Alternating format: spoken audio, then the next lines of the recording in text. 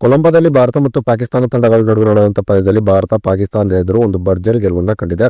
ಇನ್ನು ಪಾಕಿಸ್ತಾನ ಭಾರತ ಎದುರು ಒಂದು ಹೀನಾಯವಾದಂತಹ ಸೋಲನ್ನ ಕಂಡ ಬಳಿಕ ಪಾಕಿಸ್ತಾನದ ಡ್ರೆಸ್ಸಿಂಗ್ ರೂಮ್ ನಲ್ಲಿ ದೊಡ್ಡ ಹೈಡ್ರಾಮಾವೇ ನಡೆದು ಹೋಗಿದೆ. ಹಾಗಾದ್ರೆ ಭಾರತ ಎದುರು ಪಾಕಿಸ್ತಾನ ಒಂದು ಹೀನಾಯವಾದಂತಹ ಸೋಲನ್ನ ಕಂಡ ಬಳಿಕ ಪಾಕಿಸ್ತಾನದ ಡ್ರೆಸ್ಸಿಂಗ್ ರೂಮ್ ನಲ್ಲಿ ನಡೆದಿದ್ದೇನೆ ಎಂಬುದರ ಡೀಟೇಲ್ಸ್ ಅನ್ನ ಈ ವಿಡಿಯೋದಲ್ಲಿ ನಾವು ನಿಮ್ಮ ಜೊತೆ ಶೇರ್ ಮಾಡಲಿದ್ದೇವೆ. ಈ ಸುದ್ದಿಯ ಡೀಟೇಲ್ಸ್ ಅನ್ನ ಕೊಡುವುದಕ್ಕಿಂತ ಮುಂಚೆ ನೀವು ಟೀಮ್ ಇಂಡಿಯಾದ ಅಭಿಮಾನಿಗಳಾಗಿದ್ದಲ್ಲಿ ಈ ವಿಡಿಯೋಕ್ಕೊಂದು ಲೈಕ್ ಮಾಡಿ. ಹಾಗೆ ಈ ಬಾರಿಯ ಟಿ20 ವರ್ಲ್ಡ್ ಕಪ್ ನ ಸೆಮಿಫೈನಲ್ ಗೆ ಯಾವ 4 ತಂಡ ಬರಬಹುದೆಂಬ ನಿಮ್ಮ ಅನಿಸಿಕೆಯನ್ನ ತಪ್ಪದೇ ಕಮೆಂಟ್ ಬಾಕ್ಸ್ ಅಲ್ಲಿ ತಿಳಿಸಿ ಕೂಡ.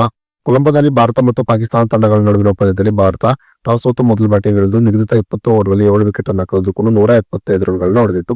ಇನ್ನು ಗೆಲುವಿಗಾಗಿ 176 ರನ್ಗಳ ಗುರಿಯನ್ನು ಪಡೆದಂತ ಪಾಕಿಸ್ತಾನ ಭಾರತ ಎದುರು 114 ರನ್ಗಳಿಗೆ ಆಲ್ಔಟ್ ಆಗುವುದರ ಮೂಲಕ ಪಾಕಿಸ್ತಾನ ಭಾರತ ಎದುರು 61 ರನ್ಗಳ ಅಂತರದ ಒಂದು ಹೀನಾಯವಾದಂತಹ ಸೋಲನ್ನ ಕಂಡಿದೆ.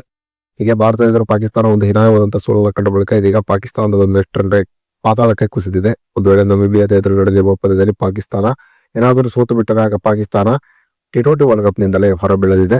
ಇನ್ನು ಭಾರತ ಮತ್ತು ಯುಎಸ್ಎ ತಂಡಗಳು ಗ್ರೂಪ್ ಎ ನಿಂದ ಸೂಪರ್ 8 ಗೆ ಎಂಟ್ರಿ ಕೊಡಲಿವೆ.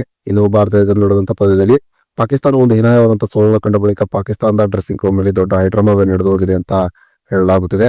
ಭಾರತ ಎದುರಿನ ಪಂದ್ಯದಲ್ಲಿ ಪಾಕಿಸ್ತಾನ ತಂಡ ಬಾಬರ್ ಆಜಮ್ ಮತ್ತು ಶೈನ್ ಅಫ್ರಿದಿ ಕಡೆಯಿಂದ ದೊಡ್ಡ ನಿರೀಕ್ಷೆಯನ್ನ ಇಟ್ಟಿತ್ತು. ಇವರಿಬ್ಬರು ಸದ್ಯ ಪಾಕಿಸ್ತಾನ ತಂಡದ ಸೀನಿಯರ್ ಆಟಗಾರರಾಗಿದ್ದಾರೆ. ಇವರಿಂದ ಒಂದು ಉತ್ತಮವಾದ ಪ್ರದರ್ಶನದ ನಿರೀಕ್ಷೆಯಲ್ಲಿ ಪಾಕಿಸ್ತಾನ ತಂಡವಿತ್ತು. ಆದರೆ ಇವರಿಬ್ಬರು ಬಹುಮುಖ್ಯವಾಗಿದ್ದಂತಹ ಪಂದ್ಯದಲ್ಲಿ ಒಂದು ಉತ್ತಮವಾದ ಪ್ರದರ್ಶನವನ್ನು ತೋರಲು ವಿಫಲರಾದರು. ಹೀಗಾಗಿ ಪಾಕಿಸ್ತಾನದ ಸಹ ಆಟಗಾರರು ಇವರಿಬ್ಬರ ಮೇಲೆ ಡ್ರೆಸ್ಸಿಂಗ್ ರೂಮ್ ನಲ್ಲಿ ರೇಗಾಡಿದರು ಎಂಬ ಮಾತುಗಳು ಕೇಳಿಬರುತ್ತಿವೆ.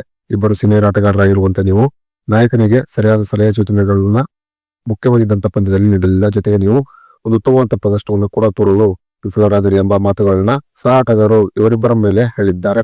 ಆಗ ಪಾಕಿಸ್ತಾನದ ಡ್ರೆಸ್ಸಿಂಗ್ ರೂಮ್ ನಲ್ಲಿ ಬಹಳನೇ ದೊಡ್ಡ ಮಟ್ಟದಲ್ಲಿ ಮಾತಿನ ಚಕಮಕಿ ನಡೆದಿದೆ. ಇನ್ನು ಪಾಕಿಸ್ತಾನ ತಂಡದ ಹೆಡ್ ಕೋಚ್ ಆಗಿರುವಂತಹ ಮೈಕ್ ಹಸನ್ ಕೂಡ ಬಾಬರ್ ಆಜಮ್ ಮತ್ತು ಶೈನ್ ಅಫ್ರಿದಿ ತೋರಿದಂತಹ ಪ್ರದರ್ಶನದಿಂದಾಗಿ ಅಸಮಾಧಾನವನ್ನು ಕೊಂಡು ಇವರಿಬ್ಬರ ಮೇಲೆ ರೇಗಾಡಿದ್ದಾರಂತೆ. ಭಾರತ ಎದುರಿನ ಪಂದ್ಯದಲ್ಲಿ ಬಾಬರ್ ಆಜಮ್ 7ನೇ ಎಸೆತದಲ್ಲಿ ಕೇವಲ 5 ರನ್ ಹೊಡೆದು ಔಟ್ ಆಗಿ ಹೊರನಡೆದರು. ಇನ್ನು ಶೈನ್ ಶಾ ಅಫ್ರಿದಿ ಭಾರತ ಎದುರಿನ ಪಂದ್ಯದಲ್ಲಿ ಒಂದು ಕಳಪೆ ಬೌಲಿಂಗ್ ಪ್ರದರ್ಶನ ತೋರಿದರು. ಶೈನ್ ಶಾ ಅಫ್ರಿದಿ ಮಾಡಿದ 2 ಓವರ್ನಲ್ಲಿ 31 ರನ್ಗಳನ್ನ ಹೊಡೆಸಿಕೊಂಡರು.